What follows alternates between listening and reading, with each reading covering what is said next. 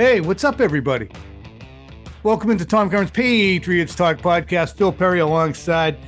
This is basically kind of the last day of school for the Patriots Talk podcast, as we've talked about the break. So we're going to do something fun today. We're going to do best ofs, best and worst ofs from our time on the beat. Not a lot of football here, just a couple guys gassing about their experiences in covering the team. I've been doing it since 1997, Phil, since 1998. So we've been at it for a while. Since 2011. We're 10, Phil. 2011, you nailed it. 98, I would have been 12 years old. I would have been the youngest guy, but probably not the smallest guy on the beat that year. Probably not the dumbest either. Not that you're dumb now or then. You would have been a hardworking little 12-year-old. I know that. You wouldn't have been the laziest. I know that. That's for damn sure. But before we get to that, I'm just going to give a quick update on my soft cap. It has been removed because I went out with purpose last week, and I shot a cool 78.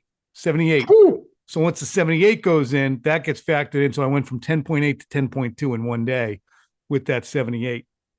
On fire. Just on fire that day. Could have been better too. So now capless now. Back to 10.2, have to be under 10.5. And also we just went to Huntington Beach to visit Sam Curran. Eric and I went out there, and I decided, hey, you know what? What better time and place to get a haircut? So I said to the lady, I have in my notes what I want. I want a 4 on the sides, tapering up to a 6, and then scissors up top. Okay. Ta-da. See what happened here is she kind of just nodded a couple times. And this is, I go to Pro Cuts. I'm a Pro Cuts guy. I'm an $18 haircut, $10 tip guy, and we're out of there. But she thought it was 4 here and then 6 everywhere else. So she started doing a 6 right through here. I said, whoa. I said, are you going to do a 6 all the way up? That's what she said. I said, no, I didn't. I said 4 and then tapering to a 6. And, but basically the upshot of this is we realized, Erica and I, that I look like a drip. You know, that emoji drip of water? My head is shaped like a drip. So next time I don't think that's a horrible haircut. You're just not doing yourself any favors right now with the hat on before. I mean, when you take the hat off and you look like a cockatoo, yeah, you're gonna not have such great things to say about the haircut. I think if you give it a day, and do a little bit of coiffing, I think it's gonna look just fine. All right, drip head. Look at that. We'll put that on a t-shirt. All right. As you can tell, the kids are slapping. They're happy because they're about to go on vacation for a couple days. Phil, you going anywhere? You don't have to reveal it if you don't want to. No, just down the Cape. We don't go too far. Yeah. Local enough. It'll be plenty. Lots of trips to Creme de la Cône, right? We have been to Creme de la Cône. We prefer a place called Short and Sweet. Huh. Short and Sweet. It's excellent if anybody's in that area, the Harwich, Chatham area. What's your preferred ice cream joint? Ice cream sundae? What am I ordering? No, what's your preferred ice cream place? Isn't there an ice cream sundae in Chatham?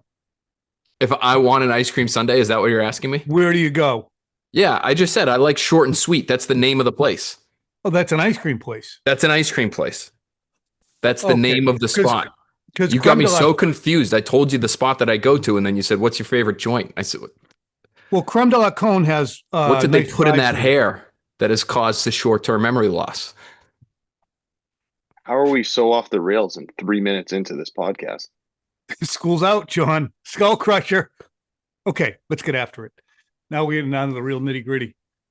Ladies and gentlemen, this is the best of from Phil and I on the beat. First things first. I really am using questions that people ask me to feed this pod. And the first one is, what's your favorite stadium, Phil? What's your favorite stadium? Ooh, okay. So favorite stadium is a different question than favorite trip. Can I tell you what my favorite trip is? And it includes one of Please. my favorite stadiums. My Yes. favorite trip, people are going to be stunned to hear this. They always are when I say it, is Pittsburgh. I love going to Pittsburgh. Yep. You love it too? Love it. Yes. It's It's the not okay. it's not my favorite stadium, but it is my favorite trip. It is. It oozes something. Yeah, there's a great feel. It's obviously a great football town, but for spoiled media people, there are some other nice perks. Like it's not a crazy far trip. The stadium is right in the city, so you can stay somewhere close by and you can walk over to the stadium. You can kind of get a feel for everything that's going on in Pittsburgh on a football Sunday.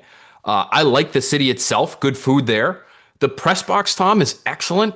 Great view, not too high, not too low, not obstructed. The press box food is always good in Pittsburgh. And then I do like, the in-game experience there too. They've got some pretty good traditions there. That is probably my favorite. It's not Miami. Miami's too damn hot. Yeah. Certainly not Crap Buffalo. stadium. It's not Buffalo or Jersey or going to New Orleans is fun. There are a couple like one-off trips that we do like every decade that are great. But Pittsburgh is probably my favorite trip, and it used to be Heinz Field is one of my favorite stadiums. Pittsburgh is basically built around the football team. It's not, but founded in 1933 by Art Rooney and Company. But that it's almost as if that is the heart of the city, and the visual that you get. You go into this. Well, it's called the Fort Pitt Tunnel. You go into this mountain. It's not a hill. It's kind of more of a hill. Whatever it is, you go into it. You're in it for a little bit. The highway goes directly into it, and then when you pop out on the other side, there's nothing but steel yellow bridges that you're about to go over. I'm not sure if it's the Ohio, the Allegheny, or whatever it is. Whatever One of the three. One of the three. You're going over that. The bridge is completely yellow. You look to your left, you can see the stadium, which is yellow. You can see the Pirates Stadium, which is, all the yellow seats. And then you look to your right, and they have these trolley cars going up and down Fort Pitt. It's a great city, great place, best stadium for me, Phil. Baltimore. Baltimore has the best stadium. The sight lines there, you're down low. You're almost in basically what would be the red level. Now I haven't been on the road in a few years, okay, because Phil's the road guy. I'm the studio guy. But that was my favorite stadium to cover a game of football. I don't think you're missing a whole lot in terms of some of the newer stadiums that maybe you haven't been to. Like, I don't think you've been to Vegas or been to maybe you've been to LA. No, I didn't go to LA because I didn't go to that Super Bowl. I went for the week, but didn't go to the game. Okay. Yeah, I mean, those are okay to me. Not great. Vegas is kind of interesting because it's like an open air press box, but you are so freaking high. It's a little too high. I don't want to be too low. I don't love Jets press box sucks. Yeah, there are a couple where it's just you feel like you're on another. You feel like you're on another planet. Like it's just too much. So I like Baltimore's too. I haven't been there in a while. 2019 maybe. 2019. We both covered that game, I believe. Phil, what's the most memorable game that you've covered personally? That was the most, and you can have a couple, but be brief because we want to, get the people. I know. We want to talk about a lot of different things here. So mine, interestingly, is not 28-3. I had a child about 5 days before that game, and that whole trip for me is a blur. And obviously, the game is such an amazing game, and I do, of course, remember moments from it. And I remember sitting next to you and being like, "Do they have a chance here? I think they might have a chance. Probably not." But what did I say, Phil? What did I say at halftime? One of the things I don't remember. One of the many things I don't remember. What'd you say at halftime? They've been on the field a long time. Oh, I do remember that. Yeah, that's their defense has been on the field the whole time. That could help. Yep. So it's not that one. It's the Malcolm Butler Super Bowl. It's the Patriots Seahawks Super Bowl. That whole playoff run. That playoff run was insane, Tom. I would say maybe one of my top 5 most memorable was the divisional round game against the Ravens that same year. Where you had the funky formations and the double pass and the multiple comebacks and all that. But I'll never forget sitting next to you, and we had such a great view. This is maybe why it's so memorable for me. We had such a great view of the Malcolm Butler interception. It happened like right below us. basically, where we were sitting in the stadium. We were in auxiliary press seating. We weren't up in the press box. We were in the stands. And so I'll never forget that. That to me is probably my most memorable game. It was crazy too, because you're trying to process whether or not he caught it, because you don't have the TV, you're watching it live. And you see the play unfold. You're just expecting at some point you're going to see some arms go up. And you're just a heartbeat behind whatever's, watching them. So we're looking at it and you see a tumble and then you hear a roar and you're like, did he catch that? So I remember that very clearly. I also remember thinking, why is he going to call timeout here? Remember that? Yeah. I mean, no time. Wild. They're going to score. They're going to score right here and they're going to have no time to do anything. It's so wild when you're in a stadium and you folks who go to the games all the time probably realize it too. You don't have the aid of being on your couch and processing time, score situation with one glance. You have to look here, there.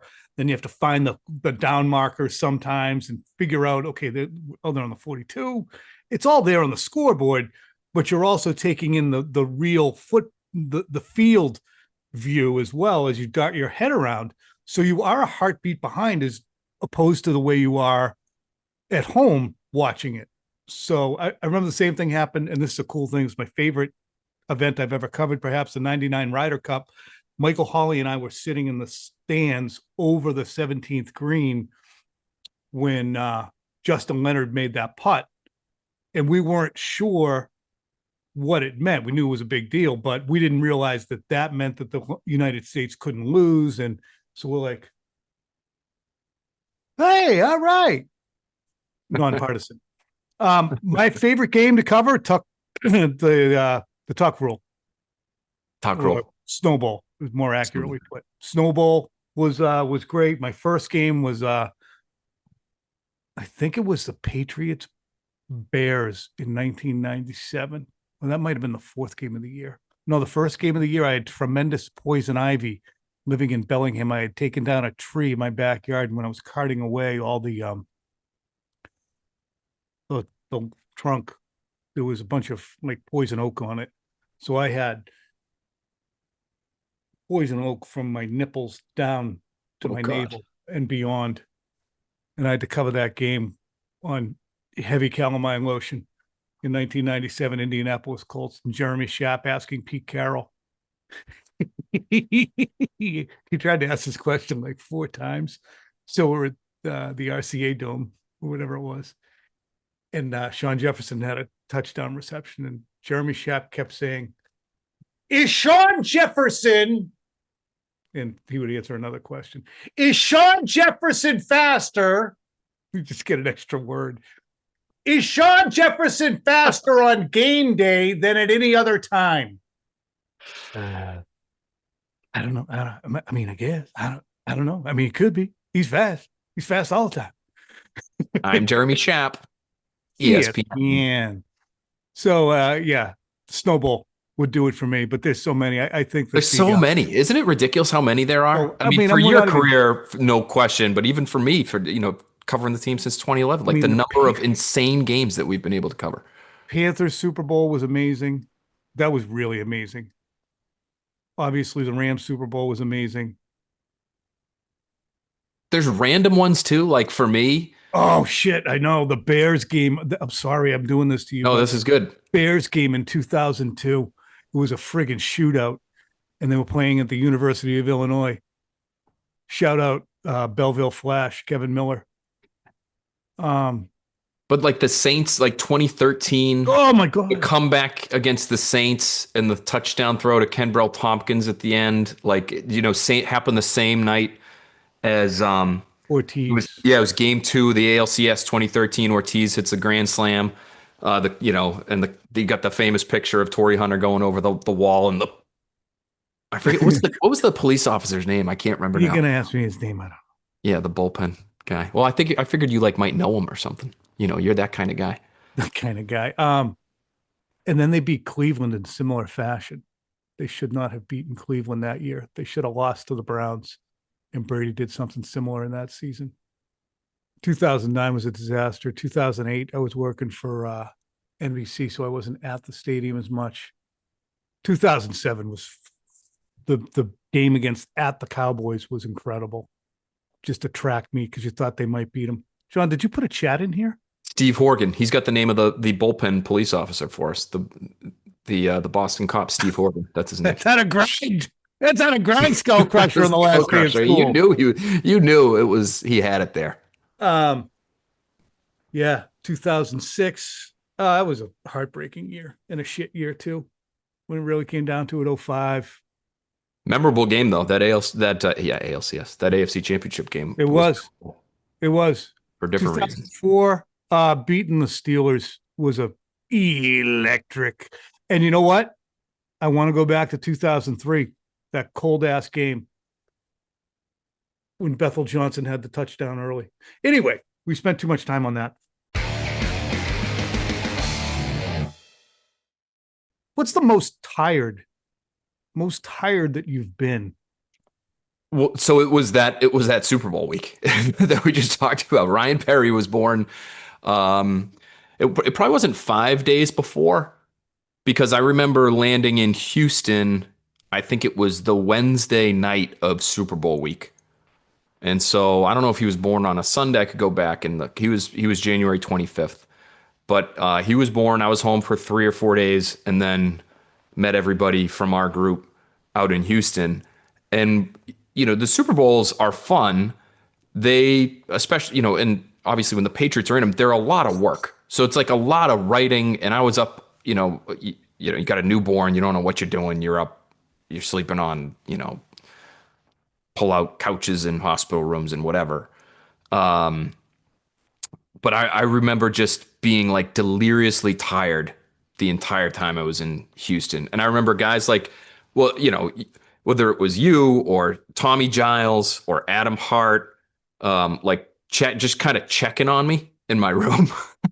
Because I think like you guys weren't seeing me very much once I arrived. And it was like, I was just like in my hotel. I was either at Access or I was like in my hotel room writing and trying to sleep when I could, but there wasn't a lot of sleep even once you got to Houston. So that's probably the most tired I've ever been is being at that Super Bowl. And then I remember the travel home being a bear for you and I, and we're hustling through oh no, that was Houston. Sorry. Scratch that. See, again, my memories are kind of melding together. The travel after the Rams Super Bowl was really difficult in the Atlanta airport. I don't know if you even remember that. We almost missed our flight home. You and me both? Yep. Yeah. Huh. What's the most tired you've ever been? I'm curious. This is also the worst trip. Most tired I've been is the Patriots played at Miami in 1997, just after Danny Curran was born on December 13th, 1997. So we had 2 kids under 2. And I took a prop plane from Miami because I stayed in Miami, and then you never really stay in Miami. I always stay in Fort Lauderdale. Much better. Great experience. Those were some of the best times when we were younger. My wife and I, the only time we could get respite was I would go to the Miami game and bring her. We would stay at the Harbor Beach Marriott in Fort Lauderdale. If you ever want to go and have an incredible experience, Fort Lauderdale is incredibly underrated because it's 10 minutes from the airport and you're on the beach and you're zinging and zanging. But so I took a prop plane from the Miami airport because I was new and didn't know that you'd fly into Fort Lauderdale instead, to someplace else in Miami. And it was a long ass layover, and it had been a night game. I think it had to have been a night game. And then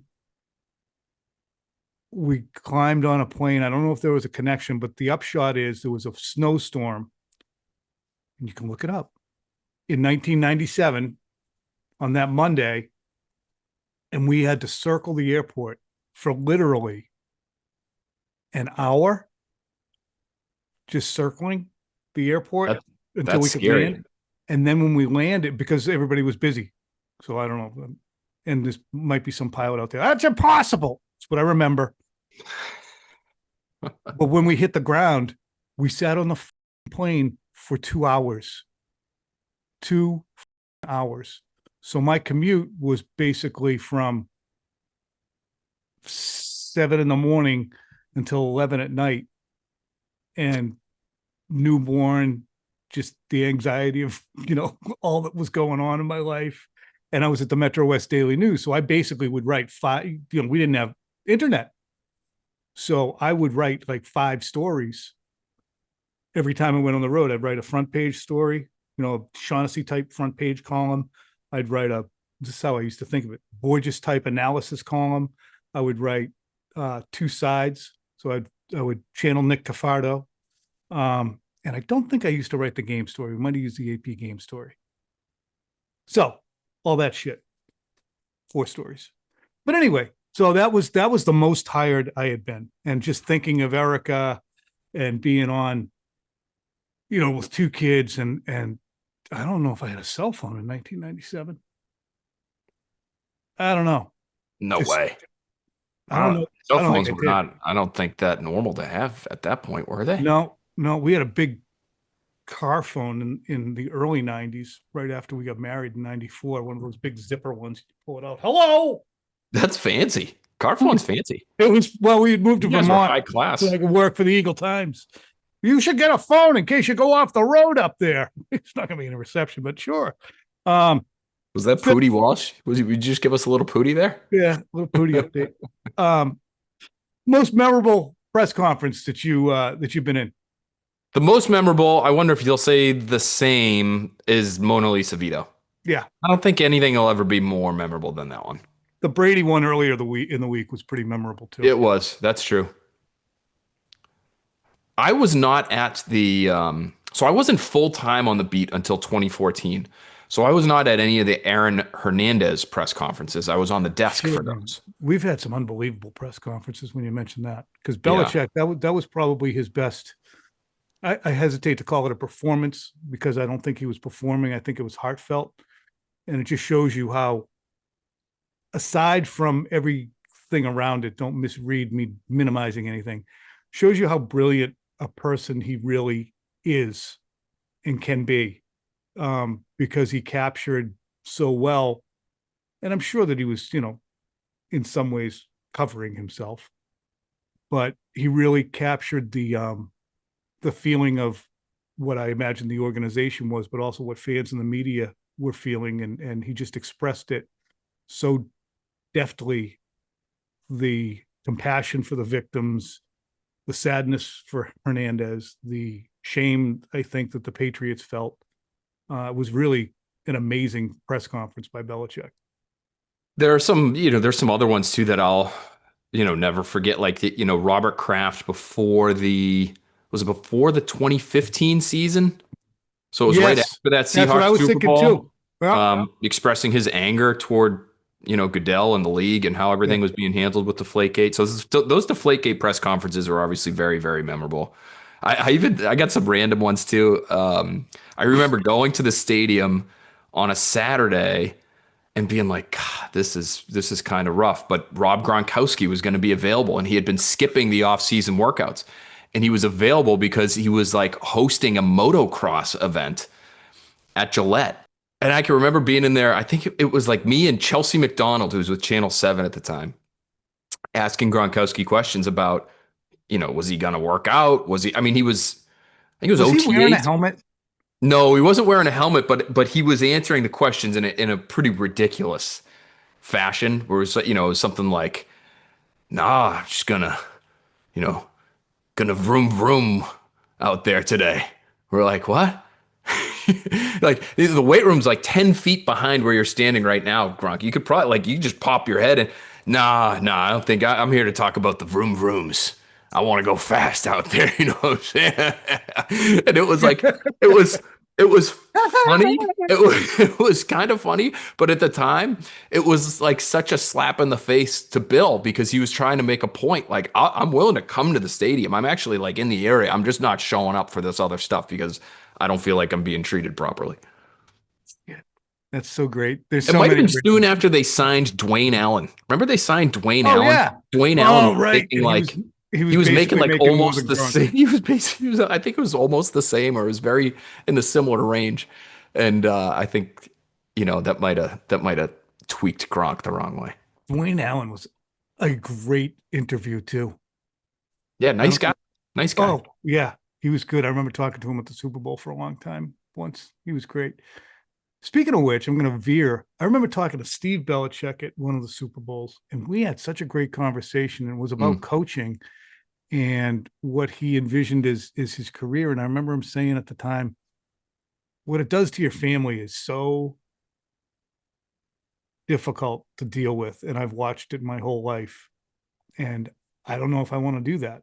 Now, this is a younger person. I'm not holding Steve Belichick to that. I'm just recounting an anecdote from a conversation at that time. So I'm not saying, well, I guess he didn't mean it. No, it's how he felt. He was very open about it. And I always would tell him, I don't know if I ever said this directly to Bill, but I would mention it to Bears. Look, we were so, and this is the hard thing about covering a team when you're, I guess you have the same thing with like Karen Reed or any other industry or story.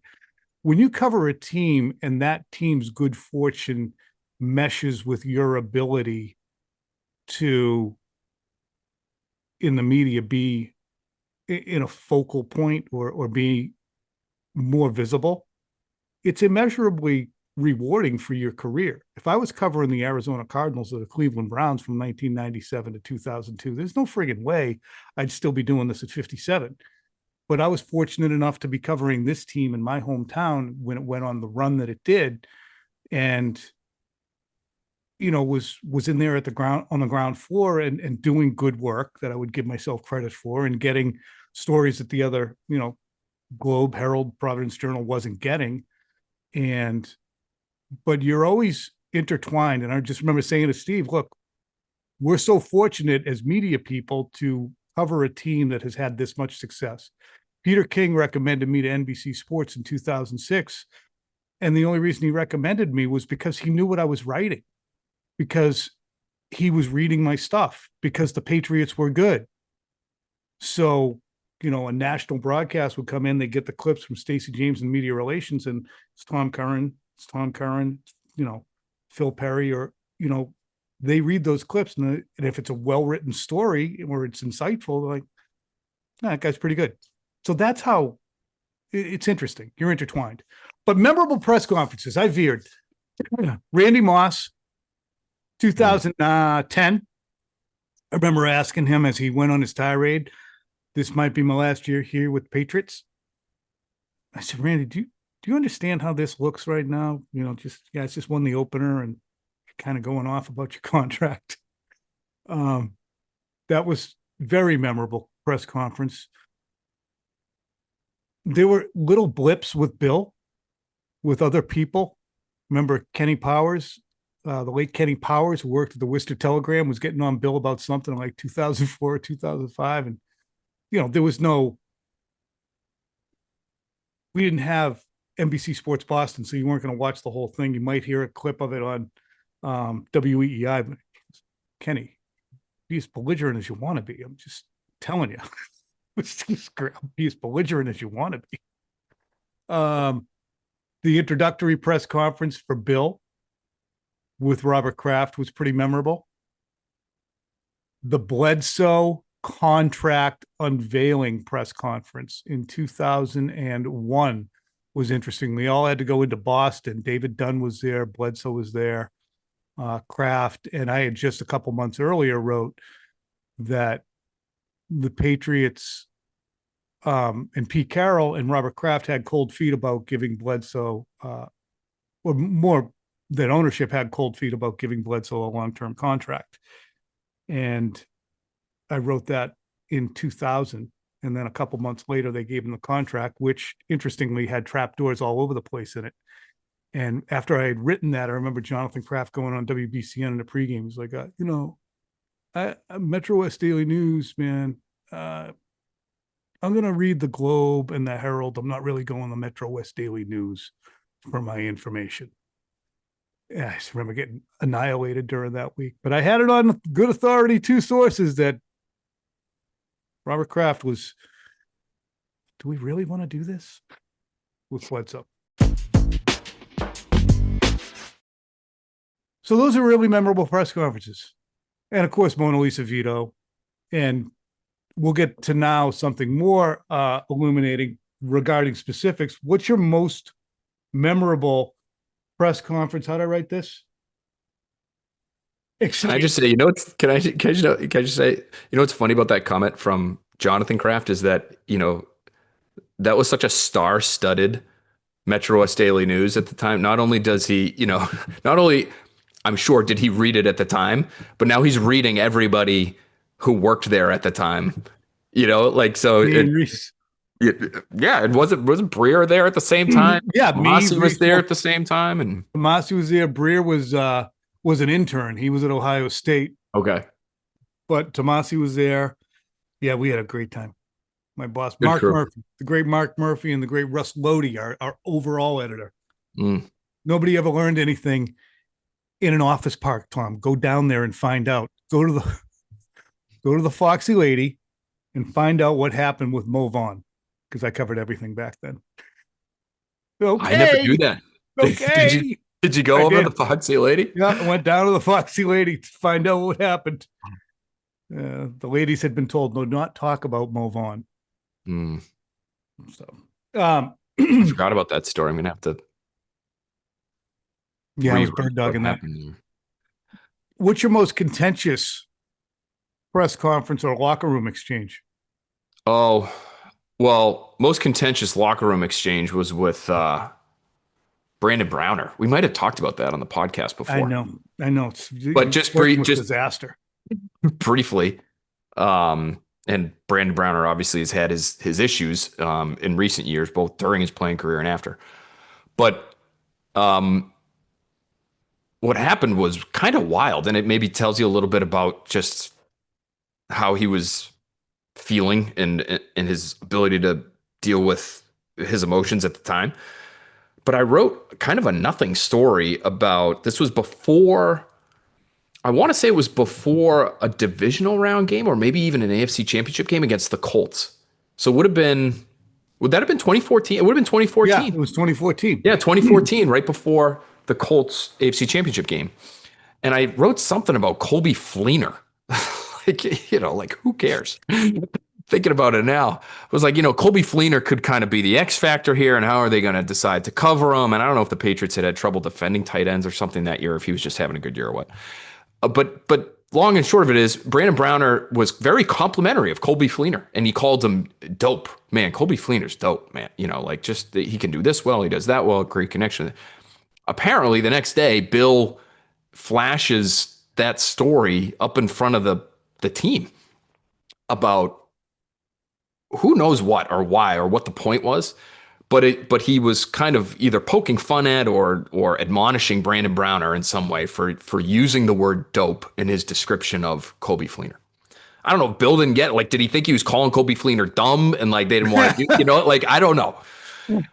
But Brandon Browner the next day found me in the locker room coming out of the shower wearing nothing but, you know, a towel, and he never touched me, but he was right in my grill, and he was very upset that I had written that for some reason because he was later called out for it.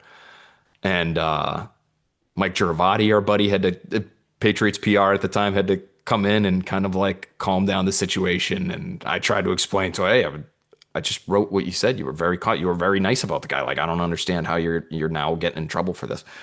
Well, you know, that's like street talk, man. Don't put that in there. Like, you know, somebody's grandmother could have been like, what is going on here? Anyway, he was a big and could be pretty Terrifying. pretty mean guy, but we had actually had a pretty good relationship before that. So I think he thought I had burned him in some way, but yeah, you was wrote your Brandon Browner yoga story. I first full year on the beat, nearly had my head taken off by Brandon Browner. That's probably my most contentious locker room exchange. I had a lot of fun ones early. I remember Teddy Bruschi in 1997. He was very surly, which is fine. He was just coming up in the league, but he would be very. A lot of those guys were kind of nasty to the media. It was much different and more adversarial media contingent then. Writers were older, very cynical, having never covered a successful team, very biting in their criticism, a lot of report cards. People didn't like Kevin Mannix's report card, the professor. Great man. But Teddy Bruschi was always kind of surly. And I'm not, 30 years old, bopping around. Hey, how are you? How are you? And I remember I would go to that corner of the locker room because it was the old Gillette Stadium, the metal lockers, and it was like a locker room. And that linebackers corner had like Bruschi, 54, McGinnis, Ted Johnson was down there. I remember Brian Cox was eventually down there, Chris Slade. So they're all these massive humans wedged into like a normal high school locker room in this corner. But I liked Teddy Bruschi because he was a dink every time you went over to him. And I was kind of breaking him down a little bit because he would be a dink initially and then he would be helpful. And I remember every time I go, who are you? What's your name? Who are you? And I finally said to him, I said, you ask that every single time I come over to talk to you. Every single time. It's Tom Curran. I'm at the Metro West Daily News. Okay. All right.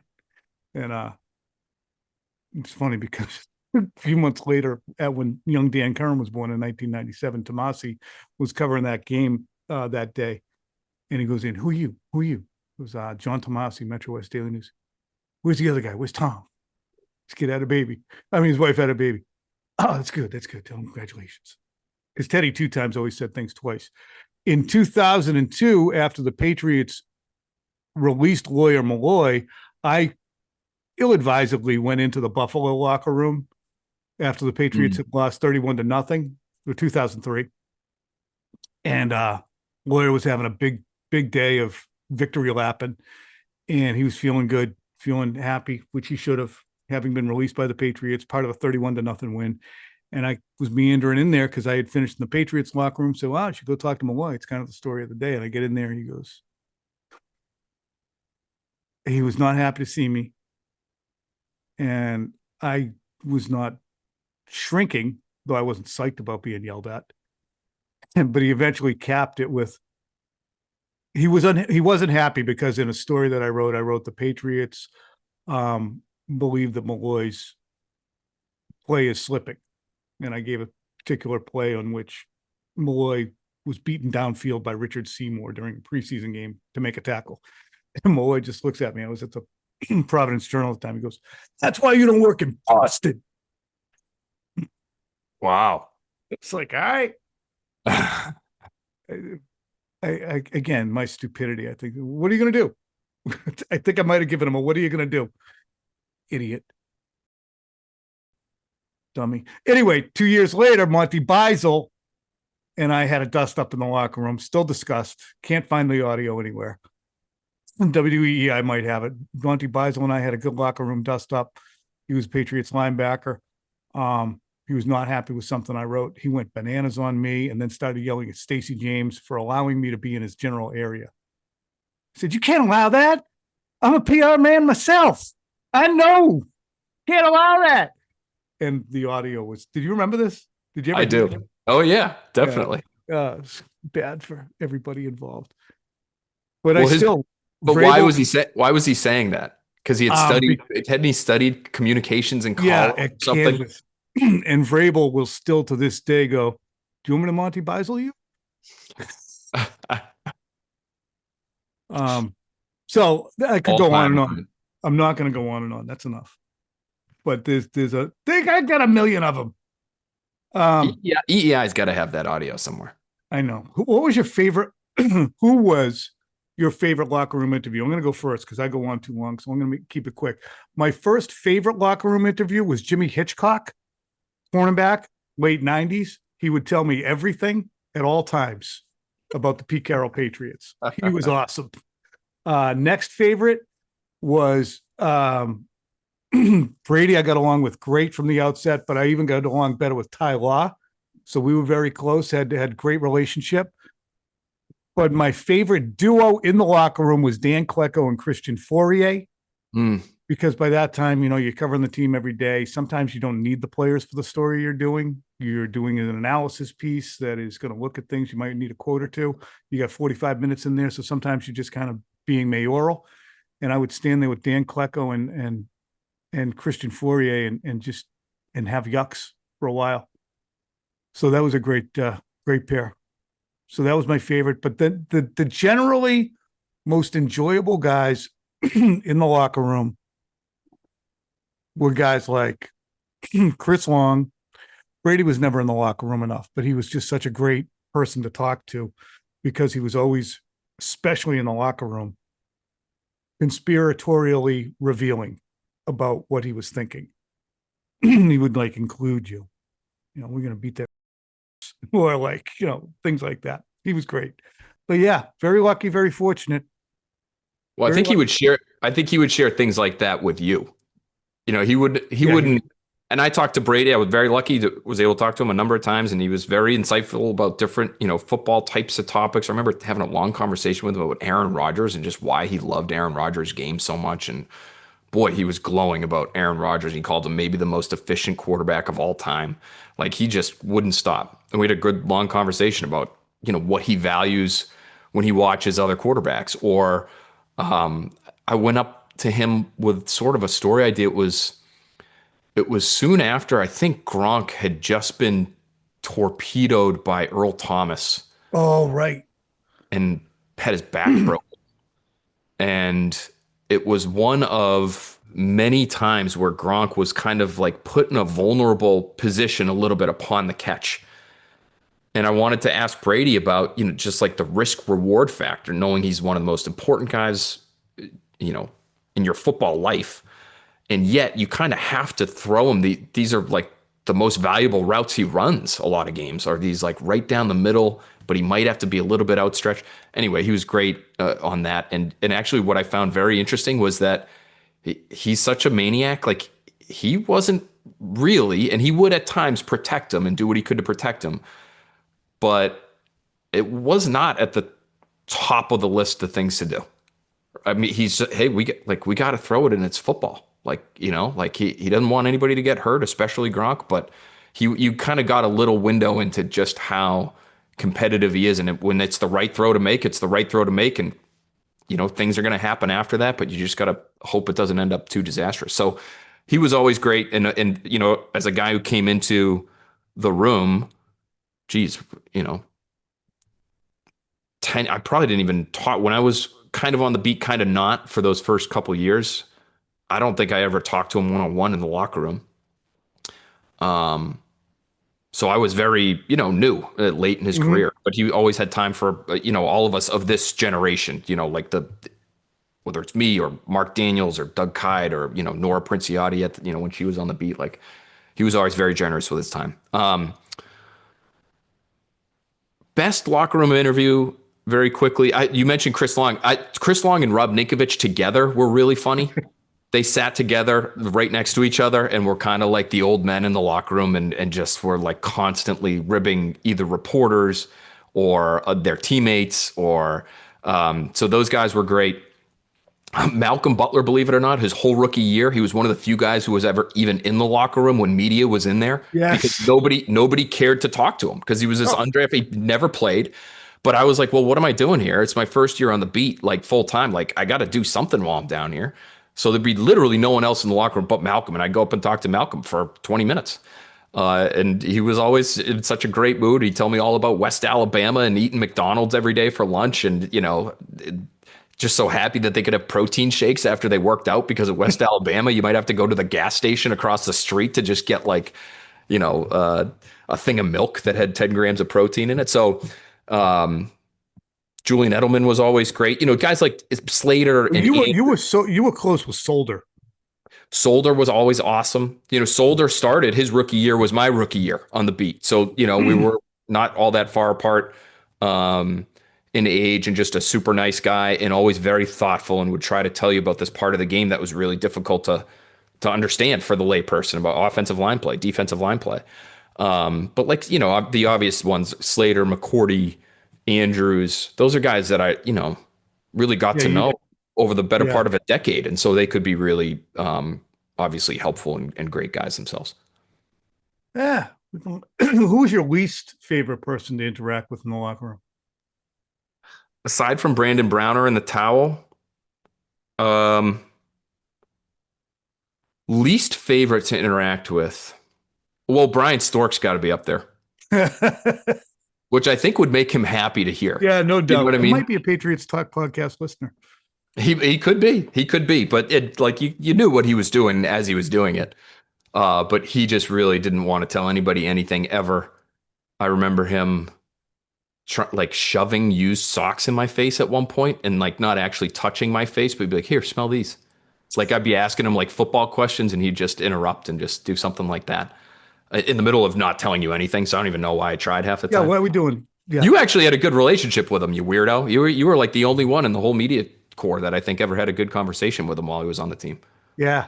Don't know why. I didn't like Willie McGinnis. Grew to like him afterwards, but he was just so contentious. Yeah.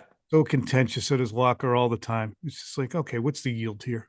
I'm gonna go over. Yeah, I know he's a good player, but